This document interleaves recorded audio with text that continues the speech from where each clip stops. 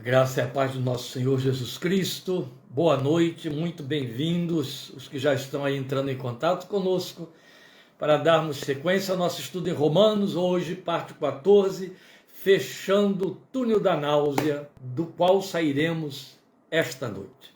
Estamos atravessando o túnel da náusea, como dizia, a expressão própria daquele servo de Deus dos Estados Unidos, há 3 semanas, hoje já é a 4ª semana que nós estamos passando por dentro do túnel da náusea, para onde nos levou o estudo de Hebreus a partir do versículo 18 do capítulo 1.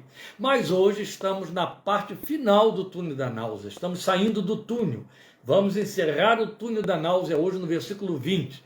Então faremos a nossa leitura no capítulo 3, versículos 1 a 20, e então estaremos fora do túnel da náusea. Mas é evidente que estaremos, como ao longo de toda a carta Paulo insiste em fazer, voltando a lembrar o tempo todo da razão por que entramos nele, não é? Porque tivemos que nos confrontar com a revelação, e esta é a palavra para os que estão acompanhando o estudo ao longo desses meses, revelação da ira de Deus que se manifesta desde os céus sobre toda a impiedade e injustiça dos homens.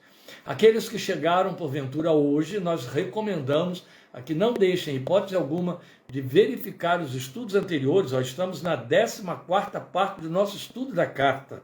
Muita gente foi tomar conhecimento da essência do significado doutrinário da redenção em Cristo, da salvação, da justificação pela fé através do estudo de Romanos. Foi a experiência de Martim Lutero, foi a experiência de grandes nomes como John Wesley e outros servos de Deus de grande nome como Agostinho e tantos outros incógnitos. Não é diferente para nós. Por isso recomendamos a verificação do estudo de Romanos desde o seu princípio. Vamos hoje então aí parte 14, começando no capítulo 3, versículos 1 a 20. Depois sairemos do capítulo 3 na próxima etapa, que é a parte 15. Mas aqui vamos finalizando o nosso estudo neste dia. Amanhã, está lembrando aí a Maria, estaremos completando 508 anos de reforma religiosa que Deus nos trouxe na pessoa de Martim Lutero. E hoje, inevitavelmente, estaremos fazendo referência a isso, não por causa da data, mas porque, coincidentemente, nosso estudo nos leva a isto neste momento. Romanos 3, de 1 a 20, o texto diz para nós: que vantagem há, então, em ser judeu, ou que utilidade há na circuncisão? Muita, em todos os sentidos. Principalmente porque aos judeus foram confiadas as palavras de Deus. Que importa se alguns deles forem infiéis? A sua infidelidade anulará a fidelidade de Deus? De maneira nenhuma. Seja Deus verdadeiro, todo homem mentiroso, como está escrito, para que sejas justificado nas tuas palavras e prevaleças quando fores julgado. Mas se a nossa injustiça ressalta de maneira ainda mais clara a justiça de Deus, que diremos? Que Deus é injusto por aplicar a sua ira? E aí ele diz, está entre parênteses, estou usando um argumento humano, ou falo como homem, né? Como diz versões mais antigas. Claro que não. Se fosse assim, como Deus iria julgar o mundo? Alguém pode alegar ainda, se a minha mentira ressalta a veracidade de Deus, aumentando assim a sua glória, por que sou condenado como pecador? Por que não dizer como alguns caluniosamente afirmam que dizemos, façamos o mal para que nos venha o bem? A condenação dos tais é merecida. Que concluiremos então? E aqui ele está partindo para a conclusão mesmo, sobre a ira de Deus. Estamos em posição de vantagem? Não. Já demonstramos que tanto judeus quanto gentios estão debaixo do pecado. Como está escrito, não há nenhum justo, nenhum sequer, não há ninguém que entenda, ninguém que busque a Deus, todos se desviaram, tornaram-se juntamente inúteis, não há ninguém que faça o bem, não há nenhum sequer. Suas gargantas são um túmulo aberto, com suas línguas enganam, veneno de serpentes está em seus lábios. Suas bocas estão cheias de maldição e amargura, seus pés são ágeis para derramar sangue, ruína e desgraça marcam seus caminhos, e não conhecem o caminho da paz. Aos seus olhos é inútil temer a Deus. Sabemos que tudo o que a lei diz, então Paulo retoma a palavra, ele estava citando o Velho Testamento, sabemos que tudo o que a lei diz, o diz àqueles que estão debaixo dela, para que toda boca se cale e todo mundo esteja sob o juízo de Deus. Portanto, ninguém será declarado justo diante dele baseando-se na obediência à lei, pois é mediante a lei que nos tornamos plenamente conscientes do pecado. Meus amados irmãos, nós temos nesse texto final da argumentação sobre a ira de Deus uma riqueza extraordinária. Por menos que eu tente me prender a ele, ele vai me prender. Por menos que eu tente me devagar sobre ele, ele vai me fazer devagar, não é fazer devaneios. Mas nós precisamos também saltar algumas dessas riquezas, objetivando o entendimento mais amplo do texto. E aí temos de ter os devidos cuidados.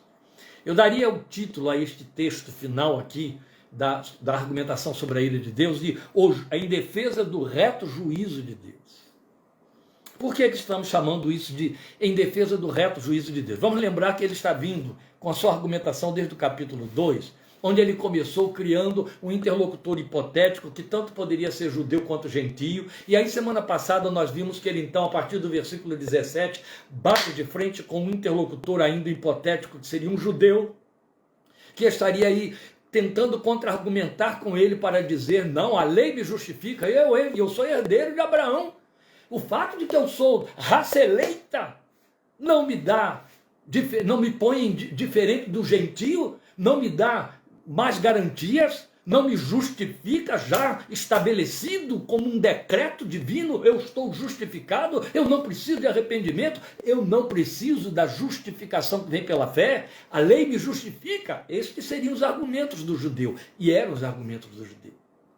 Agora, quando ele entra aqui no capítulo 3, ele está intensificando o seu argumento, e agora sim ele vai usar de uma argumentação para calar definitivamente esse contra-argumento do seu hipotético interlocutor judeu. E é aí que nós temos muito a aprender aqui, ainda mais, mas temos de lembrar, sem cessar, o tempo todo, que o que está acontecendo aqui é que ele está nos fazendo um confronto da ira de Deus que é tão antipático, e a argumentação é por demais antipática em termos do assunto, que estamos chamando de túnel da náusea. É evidente. Haja vista o fato de que a prática da igreja reformada, a igreja que emergiu da reforma, com todos os seus derivativos, porque ela se dissolveu tanto, se diluiu tanto nessa sua pseudo-liberdade interpretativa das escrituras, que perdeu o caráter de reforma. Muitos dos nossos protestantes se tornaram pelagianos, mais até do que os católicos romanos, que por mais que neguem são pelagianos, legitimamente pelagianos.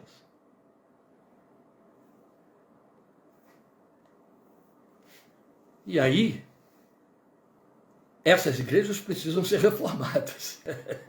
Esses confessores precisam passar por uma reforma religiosa, reforma confessional. Um novo Lutero tem que se levantar no meio desse povo. Mas graças a Deus, por aqueles que se mantêm fiéis à verdade que nos agasalha e que nos dá segurança de que somos justificados pela justiça que nos vem por meio da fé em Cristo Jesus, por causa da obra que ele garantiu, justiça que Jesus nos adquiriu e que Deus nos imputa pela fé no seu Filho. E não por mérito algum, não por capacidade alguma, não por religiosidade alguma, não por piedade inata, ninguém a tem. É disso que Paulo está falando aqui. Este é o ponto, por demais importante, que foi a contra-argumentação de Agostinho contra Pelágio, que foi contra toda a igreja no quinto século já, e aí foi declarado herege. 2 concílios universais o declararam herege, um ainda nos seus dias, no ano 418, aí acredita-se que ele morreu em 420, e o outro, 43 anos depois, em 461, veio reforçar aquele primeiro concílio que declarou Pelágio e a sua doutrina heréticas. Mas os mesmos bispos de Roma que declararam Pelágio herege e rejeitaram sua doutrina, acabaram por endossá-la.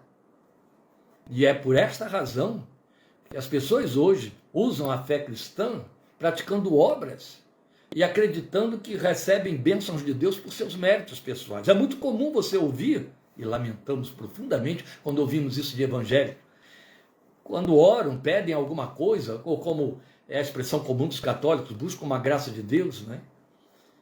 Se Deus vir em mim alguma virtude, se achar que eu mereço, se Deus achar que eu mereço, Ele vai me dar. Se Deus achar que eu mereço, Ele vai me atender. Lamentavelmente, dramaticamente, desgraçadamente, o que temos de dizer é que Deus nunca vai achar que merecemos, porque Ele sabe que não merecemos. Não há mérito no homem. Não há uma piedade inerente. E se houvesse, ela seria chamada de justiça humana. E Isaías já se adiantou há mais de 2 milênios e meio para nos dizer que essa justiça é declarada por Deus como trapo de imundície. Não nos leva a lugar nenhum. Então, em defesa do reto juízo de Deus, não é? Que fala sobre a sua ira, e aí vamos estar fazendo essa argumentação final, e provavelmente, né, aqueles que não nos acompanharam percam o conhecimento do significado da ira que as igrejas procuram cobrir. Como eu disse, é um assunto antipático. Ninguém quer dizer a um visitante, ninguém quer dizer a um parente que não é crente que ele está sob a ira de Deus. Primeiro que ele vai dizer, o que muda entre mim e você? Se eu estou sob a ira de Deus, por que nada me acontece? O que aprendemos a partir de 1,18? Que o juízo de Deus neste mundo e nesta vida se manifesta pela entrega que Deus faz à pessoa às suas próprias escolhas. Então elas não sabem que elas estão absolutamente sozinhas. O que pode acontecer de melhor com elas é receberem algum tipo de atenção ou cuidado por conta da intercessão da igreja, uma intervenção qualquer que Deus não está comprometido a fazer. E que pode não acontecer, a maioria das vezes. A verdade é que o homem fica entregue por Deus aos seus erros, aos seus pecados, às suas teimosias, às suas escolhas, à sua vontade. E aí, inexoravelmente, leis espirituais se cumprem. E por fim, não é? A morte eterna. Quando ele atravessa esta vida nesse estado de desobediência, rejeitando a oferta da justificação pela graça, pela fé, que é a obra da graça, e aí ele parte para a eternidade sem Deus. Passou a vida sem Deus, vai viver sem Deus. Esta é a razão porque Paulo tacitamente nos diz em Romanos 14, 7 e 8, nenhum de nós vive para si, nem morre para si. Se vivemos, para o Senhor vivemos. Se morremos, para o Senhor morremos. Quer dizer, a nossa morte é uma oferta para Deus, enquanto que aquele que vive para si, morre para Deus, não com Deus. É diferente da argumentação do apóstolo. Então nós estamos entrando na última parte do que temos chamado de túnel da náusea. Por quê? Porque trata da ira de Deus revelada desde os céus, lembro, este é o argumento de 1,18, sobre toda a impiedade e injustiça dos homens. Então, nesta argumentação final, ele vai se ocupar em ratificar a sua argumentação da ira de Deus justa contra a impiedade, partindo então de um novo hipotético questionamento de um suposto interlocutor judeu, como ele já vinha fazendo desde 2,17. Então, nós poderíamos subdividir esta conclusão aqui de 3, de 1 a 20, nestes pontos. Eu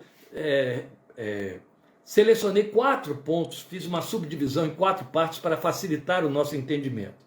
A primeira parte seria os versículos 1 e 2, que abordariam a validade do judaísmo. Vamos abordar cada aspecto desse. A segunda, 3 a 8, a legitimidade da ira divina manifesta. A terceira, de 9 a 18, seria a corrupção geral do gênero humano, que é justamente a que se opôs Pelágio com a sua heresia. Pelágio rejeitou tacitamente essa doutrinação de Paulo, que está plena em todo o Novo Testamento. Que foi o primeiro enunciador dela foi Jesus, quando ele disse para nós que o mal procede do coração do homem, porque o coração do homem está cheio de toda a impiedade e malignidade. E ele botou lá uma série de coisas quando ele disse isso. Engano, prostituição e etc. Corroborando a profecia de Jeremias, quando disse que o nosso coração é perverso, desesperadamente perverso, enganoso e desesperadamente perverso. Jesus reforçou isso. Paulo vai pegar então aqui 8 textos tirados de 3 livros do Velho Testamento, nesta terceira parte que ainda vou abordar hoje, para provar, fortalecer a doutrina que foi ensinada por Jesus, corroborando Jeremias. Aí veio Pelágio, como acontece com todo mundo que inventa doutrina, para dizer, não é nada disso. Imagina, hein? Quando Pelágio disse, não é nada disso, o homem pode purificar a si mesmo, o homem pode escolher não pecar, o homem pode escolher viver bem. O homem não herdou uma natureza pecaminosa de Adão, foi o que Pelágio ensinou, gente.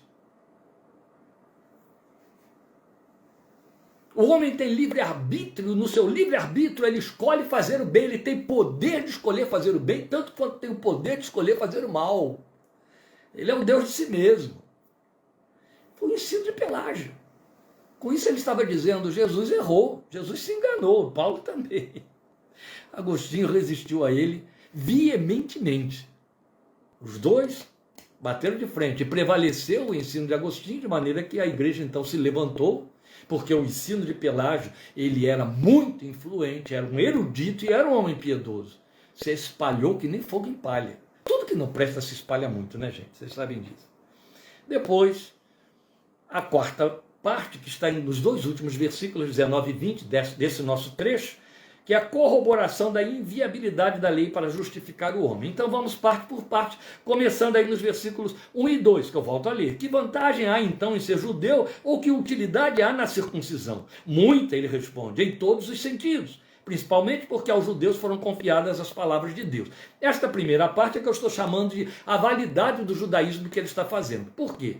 Porque na sua argumentação anterior, como vimos semana passada, ele estava mostrando que não existia esperança alguma para o judeu pelo fato dele ser judeu. Você que se apoia na lei, você que se entende guia dos cegos, que ensina crianças, mestre e instrutor, que tem todo o conhecimento da lei de Deus, você pensa que está justificado? Não está, não. Não pense que por ser circuncidado você está justificado diante de Deus. Então ele tirou dos pés dos judeus, do seu interlocutor imaginário, as 2 bases mais sólidas de sua confissão, nas quais ele se garantia para se entender justificado e com direito à vida eterna, ou de comunhão com Deus eternamente.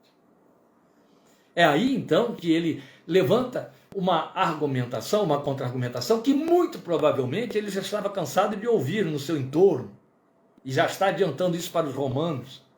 Um judeu chegar e dizer, então que vantagem eu tenho de ter sido judeu? De ter nascido filho de Abraão? De ter me circuncidado? Não há nenhuma vantagem, então, em ter passado a vida lendo o Velho Testamento, aprendendo a ciência da lei e a guardar a lei? Não resolveu nada, isso não significa nada. Não há nenhuma vantagem espiritual para mim? Aí ele argumenta dizendo, há muita, em todos os sentidos. Principalmente porque aos judeus foram confiadas as palavras de Deus. Vamos esclarecer isso aqui. Veja, a resposta simples de Paulo posiciona o judeu no único lugar que lhe cabe diante de suas prerrogativas religiosas. Ele tem o privilégio, é isso que ele está dizendo aqui, com o muita, de todas as maneiras, não foi assim que você leu? Ou em todos os sentidos. Ele tem, então, é isso que nós estamos argumentando aqui, o privilégio de saber, ele estudou a lei, de ser guardião do conhecimento da vontade santa de Deus que a lei revela, de suas diretrizes para a vida, haja vista a lei de Moisés, aquela lei e regra de purificação, de não se contaminar, de se proteger da lepra, de evitar alimentos imundos, e por aí afora, não é? E também do fato de ter sido poupado da devassidão, do culto às trevas e da idolatria, que ficou totalmente erradicada da confissão judaica depois do cativeiro na Babilônia. Poucas pessoas sabem disso. Os judeus estavam sempre tropeçando em idolatria, que começou já naqueles primeiros dias, quando Moisés ainda estava lá no Monte Sião, 40 dias e 40 noites. E o povo começou a se dispersar, Arão ficou desesperado e fez aqueles bezerros de ouro, lembram disso? Ali começou a idolatria. Depois o povo, de novo, de forma nefanda, seguiu Baal Peor e cometeu idolatria com prostituição cultual e coisas terríveis. E essas idolatrias foram se repetindo. Toda a proteção, todo o cuidado pelo qual Deus deu a lei aos judeus para que ao entrarem em Canaã, para receberem a bênção da promessa que ele fez, não fossem contaminados, não se misturassem, nem se deixassem influenciar pelas nações pagãs e ocultistas à sua volta, deu em nada. O que eles mais fizeram foram eleger reis idólatras e partirem para a idolatria, criando altares idólatras, provocando Deus a ira, isso durante séculos. Até que o Senhor prometeu através de Oséias. O Senhor disse: eu vou tirar de uma vez por todas a idolatria do coração deles. E os colocou no cativeiro, foram para a Babilônia, onde ficaram 70 anos cativos. E ao voltarem de lá, nunca mais o judeu cometeu idolatria. Olha que coisa. Pecados, devassidões, coisas carnais, misérias, crimes, assassinatos, tudo cometeu. Continua cometendo. Mas idolatria, não mais. Hoje não, hoje o que sobrou de judeu por aí está transbordando de ídolos. Nos dias de hoje tem muitos judeus idólatras, acreditem nisso. É triste, mas é verdade. Assim como você ouve muita gente dizer que é cristã, mas está indo lá beber nas águas da benzedeira da esquina, coisa por aí. Né? É a mesma coisa. Pois bem, a verdade é que eles foram, por conta da lei, por conta de todo o ensino, por conta do trabalho dos rabinos, por conta das sinagogas e etc., foram poupados da devassidão do culto às trevas. Isso é fato. Mas nada disso lhe aproveita como garantia de justificação diante de Deus. É a doutrina que o apóstolo insiste em ensinar. Então é como num paralelo feito por Martin Lloyd Jones, que eu quero compartilhar aqui com você, e deixa isso muito bem ilustrado, esclarecido para nós. É como pensasse num filho, isso é experiência nossa, nascido e criado num lar cristão piedoso. Filhos de crentes, aqueles crentes que, especialmente pais, líderes de igreja, né? Aqueles crentes que nasceram no lar cristão, já nasceram sendo consagrados na igreja, no caso dos metodistas e presbiterianos e luteranos, batizados ainda bebês, nasceram no lar cristão, piedoso, aquele lar que tem culto doméstico, aquele lar que tem culto todos os domingos, que os pais se envolvem com a igreja, e essa criança nasceu lá, e cresce lá dentro desse lar. Pois bem, aí Lloyd Jones faz essa comparação para explicar o que Paulo está dizendo a esse judeu que estava se apoiando, procurando ter essas garantias externas da lei e da sua herança abraâmica. Que ele mostra. Ele diz, além dessa criança ter sido cercada dos melhores valores morais para a vida, foi poupada de muita podridão da devassidão do mundo em rota de colisão com o juízo de Deus. Mas nem seu nobre nascimento e vivência, nem o fato de sua criação cristã, tornam-no livre de seus pecados e carente de arrependimento e de receber a justiça que vem pela fé. É aqui que você tem Paulo trazendo o peso da doutrina, da justificação pela fé e da degeneração moral do ser humano, da sua incapacidade de se justificar diante de Deus, ainda que religiosamente. Então derruba por terra todas as regras religiosas, todas as observações religiosas de todas as confissões, do judaísmo ao catolicismo e ao protestantismo, que também ainda preservam em alguns núcleos a ideia de que eu possa agradar a Deus através de alguns valores que me sejam inerentes ou que eu aprendi a praticar. Isso é muito sério. É onde tropeçou Pelágio e ganhou como confronto primeiro, principal, a doutrina paulina. Paulo seria o primeiro a condená-lo se ele tivesse usado da sua doutrinação 4 séculos antes de Agostinho, não é? Se ele tivesse vivido lá. Pois bem, em segundo lugar, nós vamos ter aí os versículos 3 a 8, onde ele vai mostrar, ele está fazendo então aquilo que nós chamamos de legitimidade da ira divina manifesta. Ele vai mostrar por que a ira de Deus então era legítima, e é aqui que a gente precisa aprender o que muita gente se confunde, não entende, nesses versículos 3 a 8. Que importa se alguns deles forem infiéis, ele diz. A sua infidelidade anulará a fidelidade de Deus? De maneira nenhuma. Seja Deus verdadeiro e todo homem mentiroso, como está escrito, para que sejas justificado nas tuas palavras e prevaleças quando fores julgado. Mas se a nossa injustiça ressalta de maneira ainda mais clara a justiça de Deus, que diremos? Que Deus é injusto por aplicar a sua ira? Ora, o que ele está dizendo é que a nossa injustiça põe em evidência a justiça de Deus e a sua ira que executa essa justiça. Então veja, ele está chamando a atenção para o fato de que o direito de Deus em aplicar sua ira sobre o pecado do mundo é justo, porque ela é provocada pela injustiça. E o recurso de Deus para reagir a ela é ira.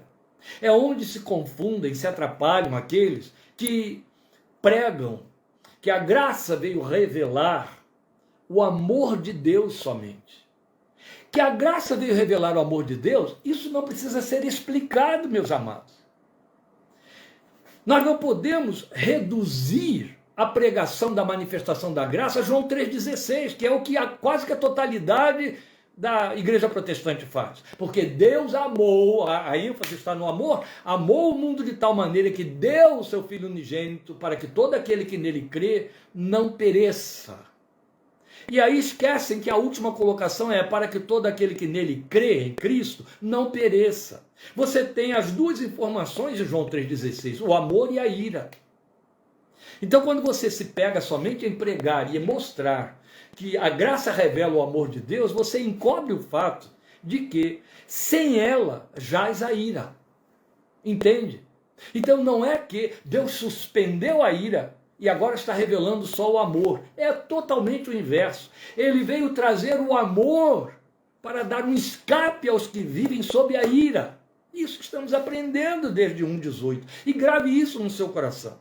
Porque se nós pregamos somente João 3,16, a primeira parte, vai ficar parecendo que houve uma mudança no caráter de Deus, que ele se tornou permissivo, que agora ele está com compaixão e se arrependeu de ter ficado com ira e condenado o homem à morte.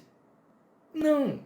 O próprio texto está dizendo, ele ofereceu Jesus em amor, porque amou, ele ofereceu Jesus em amor para que o homem não pereça, porque o destino natural do ser humano para cumprir a ira que se manifestou desde o Éden é morte eterna. É isso, é perecimento. Então o que Paulo está ensinando aqui é que Deus não se ira para mostrar que é justo, mas porque o homem se revelou contrário à sua justiça. É isso. Então a ira divina foi decretada desde o Éden, como eu acabei de dizer, sobre o ser humano e paira sobre ele. Paulo vai dizer isso, você vai ver com mais clareza em Romanos capítulo 8, 9, 10, especialmente 10. Ele vai dizer claramente que os que não estão debaixo da misericórdia estão debaixo da ira. Deus encerrou a todos na desobediência para manifestar misericórdia sobre todos. Então, quem não recebe a misericórdia, ou não se coloca debaixo da proteção da misericórdia, jaz sob a ira. Não mudou o seu status. Essa é a questão. Então, o que muda não é um estado de não ira. Entende? Me acompanhe aqui, porque isso é muito importante para aprender. O que muda é o ser humano desse cenário para a cobertura oferecida como justiça de Deus em Cristo. Isso vai ficar mais claro semana que vem, na parte 15, quando nós vamos ver como Deus, então, ofereceu, e isso já vai aparecer aqui no versículo 20, ofereceu, deu essa oferta de justiça para dar escape. Por isso que Jesus é propiciação. Jesus é a propiciação. É lindo isso. Então ele esclarece isso, Paulo, muito bem, nos termos do que nos ensina. Aí eu queria que você me acompanhasse em Colossenses 1, 13 e 14. São textos clássicos que agora nós vamos mostrar o lugar que cabe a eles nesta revelação. Que lugar? O que acabamos de dizer. O que muda não é um estado de não ira da parte de Deus. O que muda é o ser humano que sai desse cenário para a cobertura oferecida como justiça de Deus em Cristo. É isso. Então, vamos ver como ele esclarece isso para nós em Colossenses. Me acompanha aí, por favor. Colossenses capítulo 1, está logo depois de Filipenses. Colossenses capítulo 1, versículos 13 e 14, ele diz assim: pois ele nos resgatou do domínio das trevas, percebe? Onde jazíamos? No domínio das trevas. Lembram? A enunciação, a primeira mensagem messiânica, evangelística, que saiu de Isaías 760 anos antes de Jesus encarnar, Isaías 9, que diz para nós: a um povo que habitava nas trevas resplandeceu a luz, aos que jaziam na região da sombra da morte, resplandeceu-lhes a luz. A Bíblia diz que Jesus desceu às regiões inferiores, nas trevas, que é o nosso planeta, é o estado do mundo, este mundo tenebroso.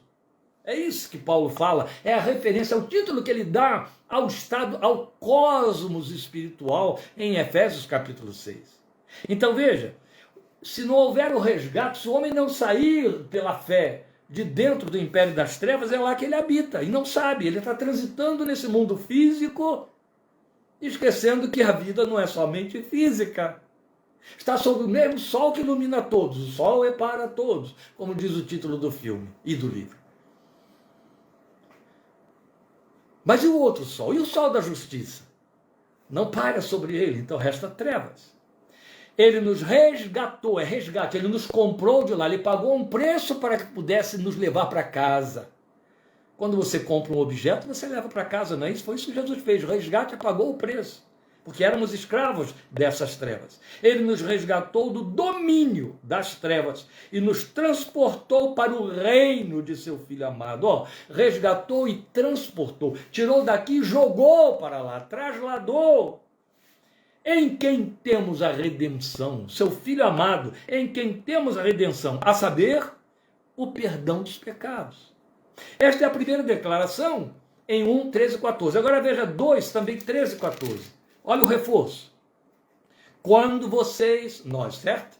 Quando vocês estavam mortos em pecados e na incircuncisão da sua carne, está falando dos gentios, está falando de incircuncisão no coração, é a linguagem que ele já trabalhou em Romanos, tá certo? Deus os vivificou com Cristo. Vocês estavam mortos e ele lhes deu vida, vos vivificou com Cristo, os vivificou com Cristo. Como ele fez isso? Ele nos perdoou todas as transgressões e cancelou a escrita de dívida. Paga ou morre. Era isso que estava escrito lá. Cancelou a escrita de dívida, que consistia em quê? No que a lei dizia, daí paga ou morre. Consistia em ordenanças e que nos era contrária. Ele a removeu pregando-a na cruz. Ele pegou todos os decretos da lei que nos condenam e os pregou na cruz. Por que pregou na cruz? Porque na cruz Jesus os cumpriu, levou toda aquela condenação sobre si. Aquele que não conheceu o pecado, Deus o fez pecado por nós. Em Cristo foram anuladas todas as maldições. Aleluia. Daí ele vem com o argumento seguinte, que é conclusivo. O que é que ele vem dizer? Olha, ele está aqui mostrando, que acabamos de ver nessa parte 2, é que a ira de Deus é justa. Ela paira sobre o mundo. É a nossa justiça que traz a luz. A nossa injustiça. Que mostra a justiça de Deus, então a sua ira. E aí, ele vai entrar com uma argumentação conclusiva dessa questão da justificação dos versículos 9 a 18. O que é que ele vai fazer nesse trecho de 9 a 18? Ele vai mostrar a corrupção geral do ser humano. É onde eu disse aos irmãos, começamos isso hoje, que foi a heresia de Pelágio. Pelágio foi contrário a essa doutrina. Por quê? O que ele ainda está tendo em mente, Paulo? Ele ainda está tendo em mente a contra-argumentação, a autodefesa do judeu religioso. Não, eu tenho a lei para me proteger. Eu cumpro a lei. Se eu cumpro a lei, não importa como eu seja, Paulo já tinha dito, se você tropeça num ponto da lei, você perde todos os outros. Todos, ele disse, Tiago fala a mesma coisa. Perde todos. Como não tropeçar? Paulo disse, eu não conhecia o pecado. Se a lei não me dissesse, não pecarás. Se a lei não me dissesse o que é o pecado, eu não conheceria o pecado, é evidente. Não havendo lei, não há transgressão, não é fato? Essa é uma argumentação lógica, meus queridos, inteligível. Então ele vai mostrar aqui para esse judeu, que já que estava do fato de que sou filho de Abraão, então eu tenho uma defesa por herança. Eu sou circuncidado, então eu tenho uma marca visível da minha justiça e comunhão com Deus. Eu guardo a lei, o que é um blefe. Eu cumpro os quesitos da lei, como eu ouvi há poucos dias um rabino dizendo, não são todos, mas são os essenciais. Eles são 616, mas se a gente cumpre os essenciais, cumpre toda a lei. Mentira. Paulo e Tiago dizem, se tropeça em um, perde todos os outros. Então, Paulo deixou claro, a lei não vai justificar ninguém. Por quê? Porque é uma questão de natureza. Aí o que ele faz com esse judeu? Ele vai na cartilha desse judeu, o Velho Testamento, que é a única Bíblia que eles leem, e na qual eles param, quer dizer, era para parar e estudar em cima do Velho Testamento, mas eles criaram uma cartilha paralela chamada Talmud, é daquilo que eles entendem, que é o seu catecismo judaico. Pois bem, Paulo vai pegar 8 textos do Velho Testamento, baseado em 3 livros, Salmos, Eclesiastes e Isaías, para falar dessa natureza degenerada, corrompida, que não possibilita a ninguém ser justo diante de Deus. E esse argumento, então, não só se torna mais forte, no que veremos na parte 15, a partir do versículo 21, semana que vem, querendo Deus, mas vai realçar em muito a desesperadora necessidade que temos desta oferta da justiça de Deus por meio da fé em Cristo. Aí vai tornar bela, não só o entendimento da carência que temos dessa justiça, mas a gloriosa oferta que nos é feita. Então, o que temos aqui de 8 a 18, esses textos que vão mostrar que toda a carne está em desvantagem. Então ele vai dizer, como está escrito a partir do versículo 10, não há nenhum justo, nenhum sequer. Está citando o Velho Testamento. Não há ninguém que entenda, ninguém que busque a Deus. Todos se desviaram, tornaram-se juntamente inúteis. Não há ninguém que faça o bem, não há nenhum sequer. Ele está falando de judeus e gentios, e não somente de gentios, mas gentios e judeus. Judeus e gentios. Suas gargantas são um túmulo aberto, com suas línguas enganam, veneno de serpentes está em seus lábios. A gente sabe muito bem o que é isso. Suas bocas estão cheias de maldição e amargura. Seus pés são ágeis para derramar sangue. Alô, Rio de Janeiro. Ruína e desgraça marcam seus caminhos e não conhecem o caminho da paz. Olha que coisa bonita. É Velho Testamento. Que denúncia profunda e verdadeira. Ruína e desgraça marcam seus caminhos e não conhecem o caminho da paz. Aos seus olhos é inútil temer a Deus. Salmo 73. Pois bem, o que temos aqui? Vamos aí, passo a passo. Esse argumento é conclusivo a respeito da justificação ou justificativa da ira de Deus sobre toda injustiça e impiedade. Porque reforça a generalização do pecado. Aqui, judeus e gentios estão em pé de igualdade diante da justiça divina. Então ele vai se servir desses textos do Velho Testamento para mostrar isso para nós, como acabamos de ver isso aí, para mostrar que o ser humano não tem defesa pessoal diante da justiça divina, nem mesmo fazendo uso de recursos religiosos, que era o caso dos judeus e que é o caso dos religiosos. Dos que cumprem rituais, regras, normas, em qualquer seita. em qualquer ritual, cristão ou não cristão. A verdade é que a observância religiosa não muda a degradação moral generalizada que tem a ver com a natureza primária do ser humano. Então Pelágio foi tentar criar uma doutrina contrária a essa, como já dissemos, no século V, nos dias de Agostinho, mas foi rejeitado, foi declarado herege. A igreja retomou isso aí depois e seguiu aí ipsis literis discípula de Pelágio e pelagiana, né? Mas vamos lembrar que nós temos denominações evangélicas inteiras que acreditam nessa virtuose humana natural, essa capacidade do ser humano. Qual é o problema desse povo? Era o mesmo problema de Pelágio. Da onde que Pelágio tirou a sua doutrina de que o homem podia escolher ser santo, não errar, fazer o bem, agradar a Deus, sem precisar de nenhuma interferência externa? E declarou: não herdou nada de Adão. Por quê? Porque nos seus dias, há 5 séculos, ou seja, desde que o evangelho tinha sido anunciado, prevalecia a doutrina, que ainda está aqui dentro da mesma Bíblia, de que o homem era pecador por origem, chamado pecado original. Ele o herdou de Adão.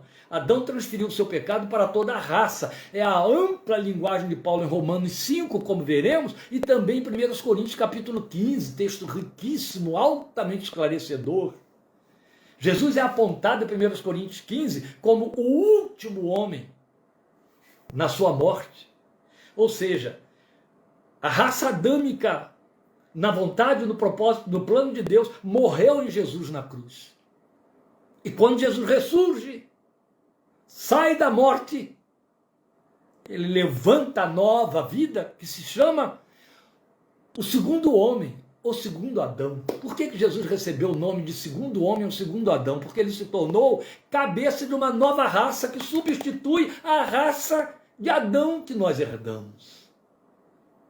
Apenas o que acontece é que continuamos ainda neste corpo que precisa de redenção.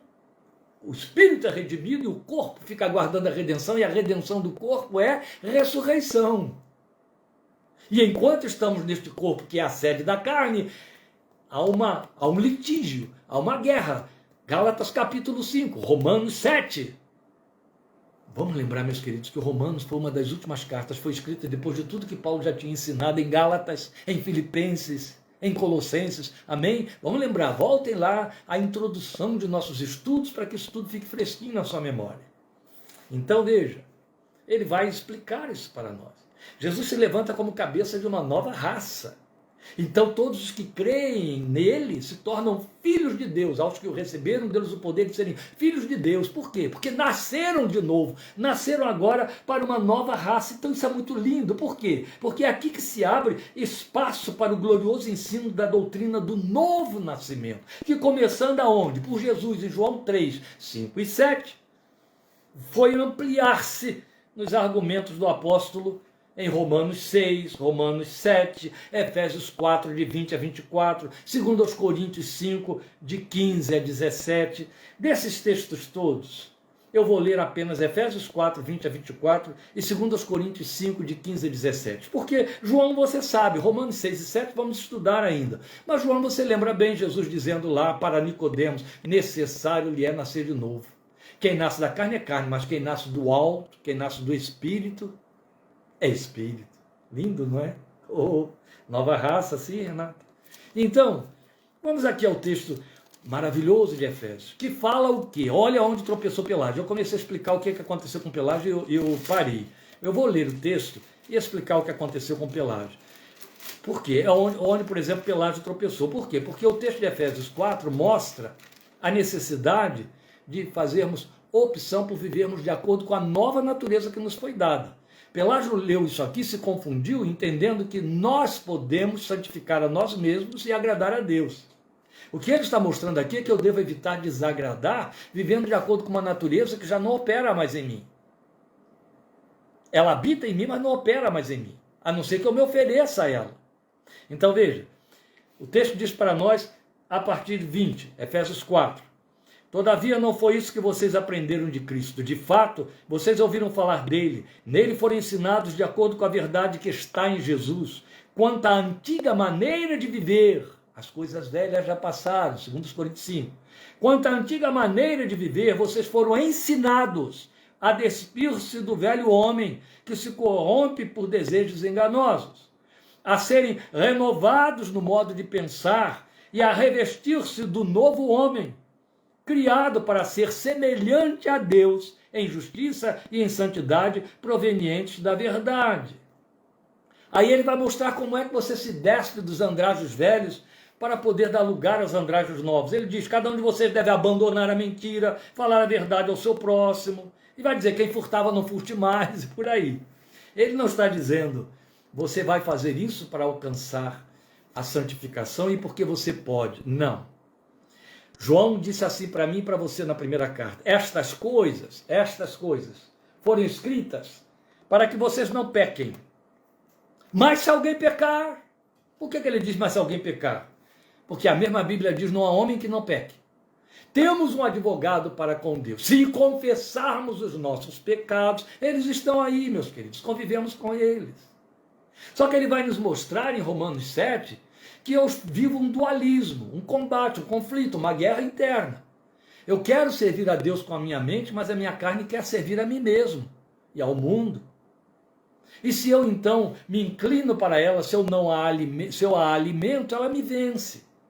O que não significa, em hipótese alguma, que vencido por ela, que habita meu corpo, eu perdi o espírito que foi santificado, que nasceu do alto. Não, foi um tropeçou pelágio, porque ao mesmo tempo ele disse, o homem pode se regenerar, o homem pode escolher errar e escolher não errar. Ele não chamou isso de santificação, ele chamou isso de poder, e a Bíblia deixa claro para nós que só o Espírito Santo nos dá esse poder de santificação. O próprio Deus nos santifica. Bem, isso aqui é uma doutrina paralela ao que estamos considerando. Estamos falando aqui sobre a questão do novo nascimento. E aí eu disse a você que o que aconteceu com Pelágio? O que aconteceu com Pelágio? Ele era, como dissemos, um homem piedoso. Quando ele chegou em Roma, ele foi lá, ele foi até Roma. Chegou lá em Roma e encontrou um clero praticando tudo quanto é tipo de sordidez de que se pudesse ouvir falar, que a história denuncia para nós. Crimes de todas as espécies, imundície de todas as espécies. O povo, ainda mais na cidade mais rica do mundo, era a capital do império, o povo vivendo uma devassidão aprovada pela liderança da igreja, de uma forma tão tremenda que ele chegou a uma conclusão muito errada. O que ele concluiu? Isso está acontecendo porque estas pessoas estão entendendo que a natureza delas é corrompida mesmo, não tem nada que elas possam fazer, e então estão entregues à sua própria sorte. E por isso estão pecando à vontade. Paulo já tinha dito, alguns vão dizer aí caluniosamente, então pequemos para que a justiça de Deus se aumente. Então vamos cair em pecado para que a graça de Deus se torne abundante. Era essa a filosofia daquela gente. Foi isso que ele pensou que eles viviam. Não, eles estavam vivendo daquele jeito porque eram corruptos, porque não tinham nascido de novo, porque eram religiosos, mas degradados. A sua natureza era de Adão, não passaram pela cruz. Ora, nós convivemos com esse tipo de confessor entre nós. Ele passa, às vezes, dezenas de anos dentro da igreja sem ir à cruz. Ele vai à igreja, mas ele não tem uma experiência transformadora com a cruz. Ele tem uma crise religiosa. Mas a sua natureza perversa, sua malignidade, eu não estou falando de sua inclinação para tendências e erros, não, eu estou falando de falta de paz, estou falando de insegurança, eu estou falando de malignidade. Ele pensa como o mundo pensa, ele deseja como o mundo deseja, ele tem a mesma índole, a mesma inclinação, a mesma tendência. A sua filosofia é a filosofia do mundo, ele só é religioso, é isso que faz diferença entre ele e os outros. Mas quando se vai à cruz, há reconhecimento de pecado, há temor de Deus, há uma busca constante por santificação. Por quê? Por temermos a Deus, por não querermos ferir o seu amor. E aí, qual é esse movimento que evidencia um novo nascimento? A clara evidência de que há duas naturezas ali em litígio. Se você prestar atenção, o crente que não passou pela cruz, ele não encara o pecado como pecado. Ele nem sabe o que mundo é. Mundo é mundo. Ser amigo do mundo é ser inimigo de Deus, a amizade do mundo é inimizade contra Deus. Ele não entende, porque ele não sabe o que é mundo e o que é reino. Reino para ele é a igreja. Reino para ele é ler Bíblia, e a igreja é fazer culto. Saiu dali, ele está no reino. Não. Saiu dali, ele está no reino, se de fato ele leva o reino para a sua vida do mundo. Mas se ele apenas deu uma alto lá, dá um tempinho, fica aí do lado de fora da porta, porque agora é o meu momento devocional, ele só é um religioso. A sua natureza quer tudo que lá fora está. E está sofrendo ali um massacre. Enquanto cultua, enquanto ouve alguma coisa espiritual, na qual não presta atenção, a palavra de Deus não fala ao seu coração, não absorve, não há fome, não há sede. Ele tem apenas o medo religioso, o medo que a religião traz. E por conta disso, ele quer garantir que ele vai ter vida eterna, na qual não crê. Porque não se vê pecador. Então não tem de que se arrepender. Se não se vê pecador, não tem de que se arrepender, pode ser batizado 50 vezes. Vai continuar perdido nos seus pecados. Não é filho de Deus porque não o ama de fato. Não desenvolve comunhão com Deus, não o busca. E a gente vê isso até de forma muito expressa naqueles que por acaso abandonam esse link chamado igreja e aí vive uma vida tão podre, que parece até que ficou pior, como a Bíblia diz, do que antes de ter passado por uma experiência evangélica. Servem ao diabo, praticam tudo quanto é sorte de coisa podre. Por quê? Porque a natureza nunca só. Então não há arrependimento lá dentro, não há preocupação com o pecado, não há necessidade de se santificar, não há confissão, não há busca de perdão, não há conflito de naturezas. Então crente não é aquele que, eu não peco, eu sou igual a Pelágio, eu decido pela vontade de Deus, eu faço macerações, eu sofro lá, faço verdadeiras agonias, mas eu não cedo ao pecado. São os legalistas, que acham que realmente conseguem fazer isso, mas Jesus já disse, lá dentro, a rapina nos seus corações. Basta ter uma oportunidade, aquilo vem para o lado de fora, igual um cancro que explode e joga o seu mau cheiro.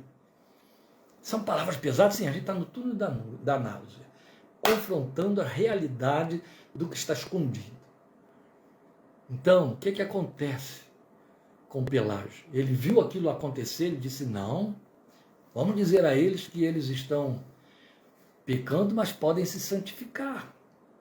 Não tem isso de que herdar a natureza de Adão. Eles e Adão não têm nada em comum. Adão ia morrer de qualquer forma, se não tivesse pecado. Ele foi criado um ser morrente. Não é porque pecou que morreu. Se Adão não tivesse pecado, não morreria. Ele está chamando Deus de mentiroso. Porque também foi exatamente o que Satanás disse para Eva. Não, vocês não vão morrer. Então, Pelágio vai e começa a dizer, não, você pode se santificar. É evidente que rapidinho ele próprio induziu o povo a isso. Começou a mostrar os meios de agradar a Deus. E aí não precisa da cruz. Vamos oferecer obras religiosas, vamos ter uma vida piedosa por opção, vamos para a igreja, vamos praticar obras, vamos fazer penitências, vamos fazer oferendas, vamos dar coisas, comprar a nossa salvação. Em últimas palavras, o que Pelágio veio ensinar era aquilo que Paulo estava condenando nos judeus. Aquilo que faz parte da natureza do ser humano. Pelágio foi apenas o que deu voz. O homem, na sua soberba e arrogância, quer produzir a sua própria salvação. E encontra os meios mais piedosos possíveis para fazer isso. Não. Paulo chega para nós e vai dizer o que seria a continuidade de Efésios 4, em 2 Coríntios, capítulo 5, eu disse que eu leria esse texto, versículos 15 a 17. O que ele diz aqui?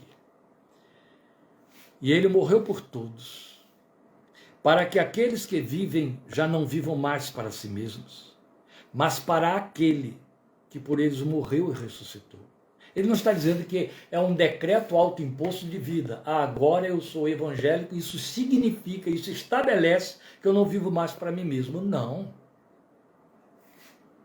Não é efeito de confissão. Está dizendo para que aqueles que vivem já não vivam mais para si mesmos. Eles têm consciência de que suas vidas pertencem a Deus, não para ser cuidada por Deus, mas para servi-lo, para viver nele e para ele. Ele é o centro, ele é a razão, como cantávamos nos nossos cânticos piedosos de algumas dezenas de anos atrás. Ele é a razão do nosso viver. De modo que, ele vai dizer no versículo 16, de agora em diante, a ninguém mais consideramos do ponto de vista da carne, do ponto de vista humano. Ainda que antes tenhamos considerado Cristo dessa forma, agora já não o consideramos assim. Por quê? Portanto, conclusão, se alguém está em Cristo, é nova criação. As coisas antigas já passaram, eis que surgiram coisas novas. É destas coisas novas que ele fala em Efésios 4, de 24 em diante. É destas coisas antigas que ele fala em Efésios 4, 22 e 23. É destas coisas antigas que ele vai falar em Gálatas 5, chamadas de obras da carne. É destas coisas novas que ele vai falar em Gálatas 5, chamadas de frutos do Espírito, que são contrários. E aí ele vai dizer em Efésios 5,18, deixem-se encher pelo Espírito. Fazendo o quê? Falando entre vocês com salmos e hinos, ou seja, trazendo nutrientes espirituais. Crescendo na palavra, buscando a face de Deus, vocês vão se encher do Espírito. E se enchendo do Espírito, não vão viver segundo a carne. Bem, a verdade é que ele está mostrando para nós que uma nova natureza nos é dada. E aí eu volto à carga para aqueles que ficam assustados pelo fato de que têm consciência de que pecam.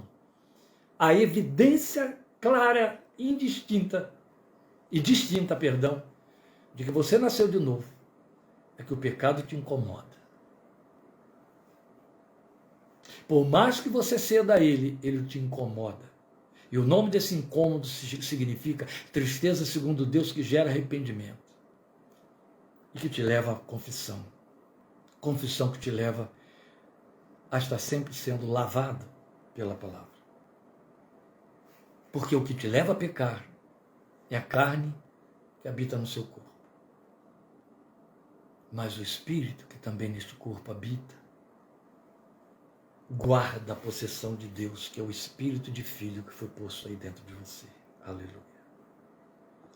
Em última instância, a quarta parte, ele vai entrar aí nos versículos 19 e 20, fazendo corroboração da inviabilidade da lei para justificar o homem. Ou seja, ele vai calar definitivamente a boca do judeu, a boca do religioso, que diz, não, mas Deus vai contemplar minha piedade, minha obra de justiça, minha religiosidade, meu cumprimento de regras.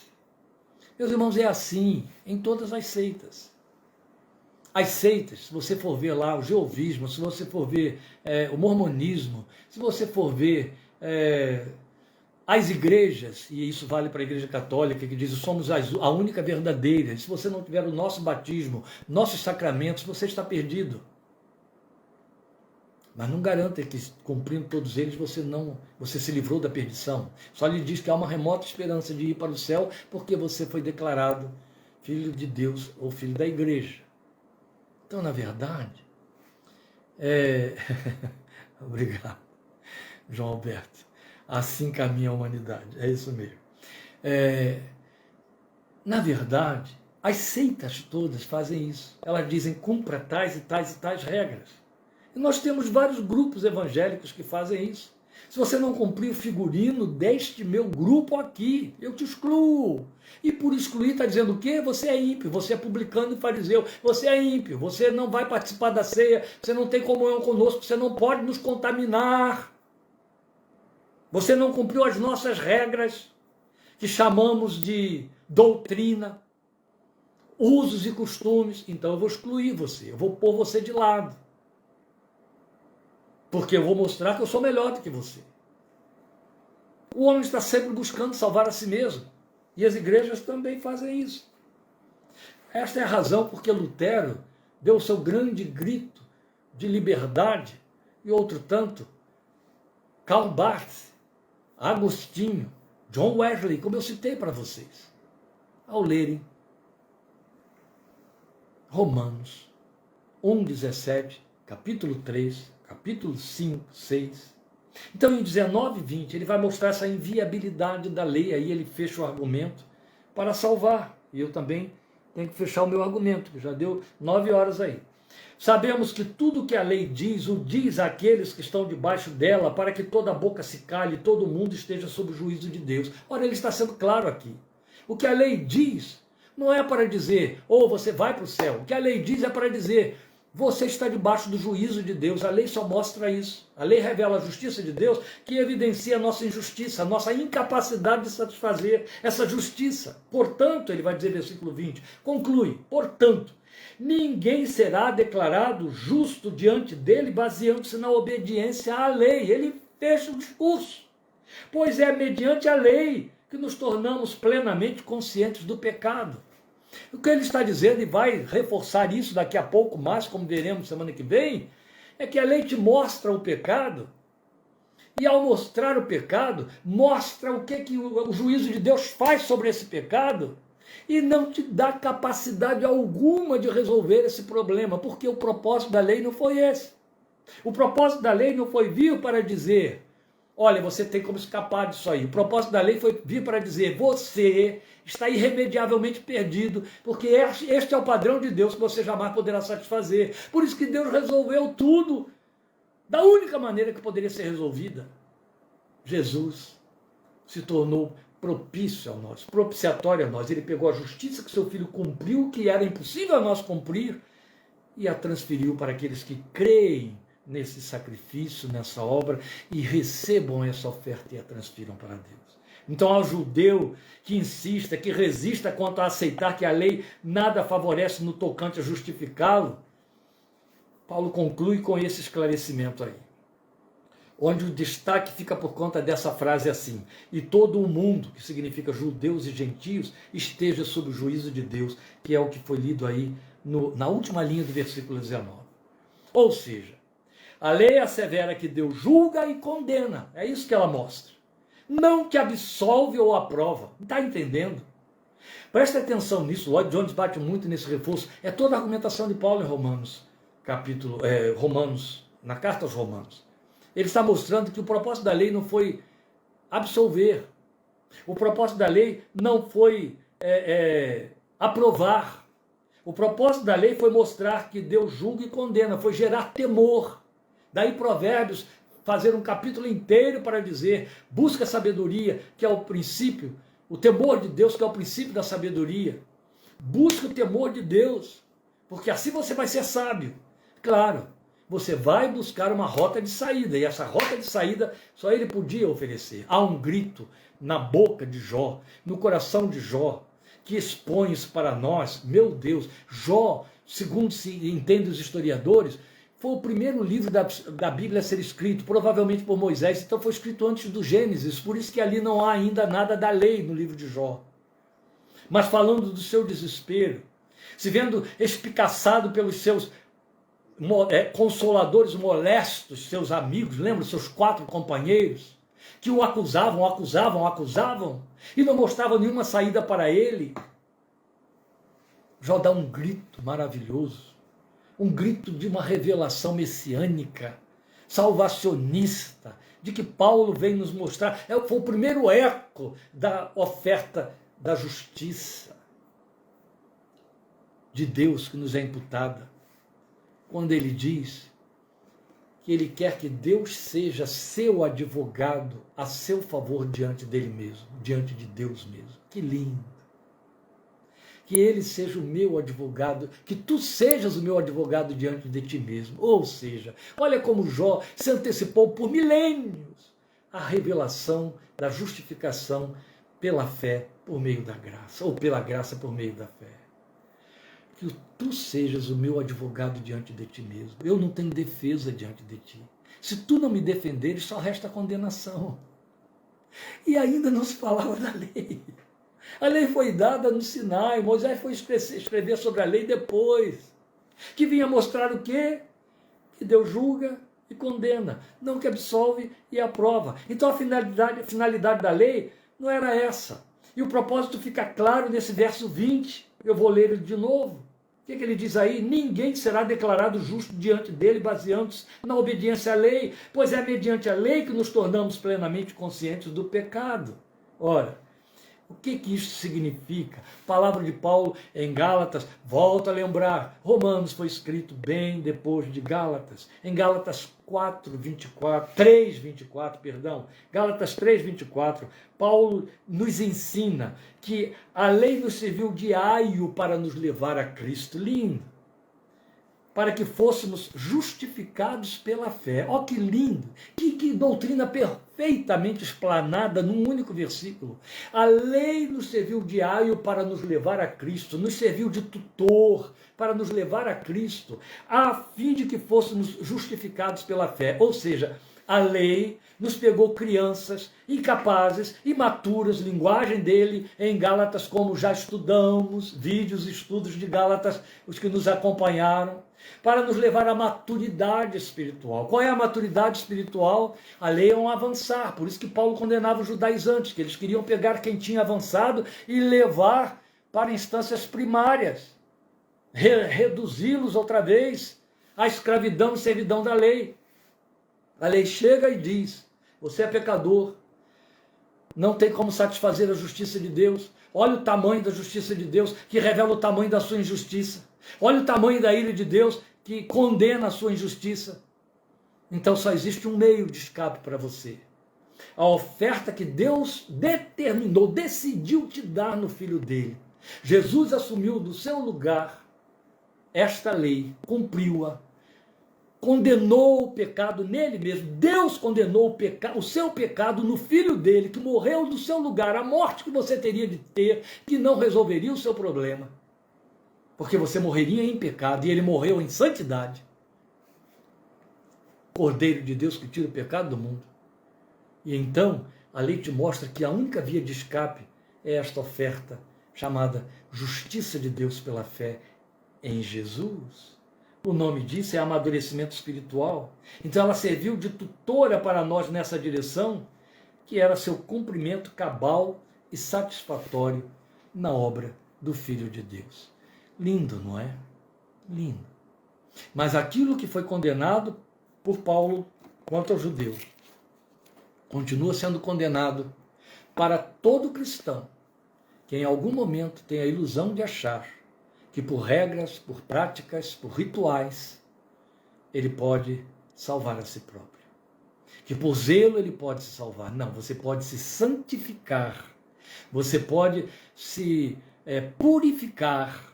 Você pode se preservar para Deus, oferecer um vaso limpo para o serviço dele. Mas não para a salvação. Nem para salvar a si mesmo. A sua salvação, a minha salvação, não depende do que eu faça. Depende daquele em quem eu creio, em quem você crê. E é o Espírito de Deus quem aplica em nós. Que bom que saímos do túnel da náusea no estudo de hoje. As leves daqui para frente, a partir de semana que vem, parte 15, capítulo 3, versículos 21 em diante, vamos seguindo para a beleza, a altura da revelação do capítulo 4 também de Romanos. Obrigado por sua companhia, por sua participação. Estejamos juntos domingo, 17h30, ouvindo e recebendo a palavra de Deus para a edificação da nossa fé. Jesus te abençoe e tenham todos uma boa noite na sua graça e na sua paz. Como preguei domingo lá em Interlagos, em São Paulo, como ele disse para a mulher que chorava aos seus pés e o banhou com lágrimas e derramou nardo, derramou perfume nos seus cabelos ou nos seus pés. Vai para a paz. Justificados pela fé, temos paz com Deus e nosso Senhor Jesus Cristo. Andamos na paz. Por isso nos saudamos, dizendo, graça e paz de nosso Senhor Jesus Cristo. Vá para a paz, em nome de Jesus. Grande abraço. Até domingo. Amém.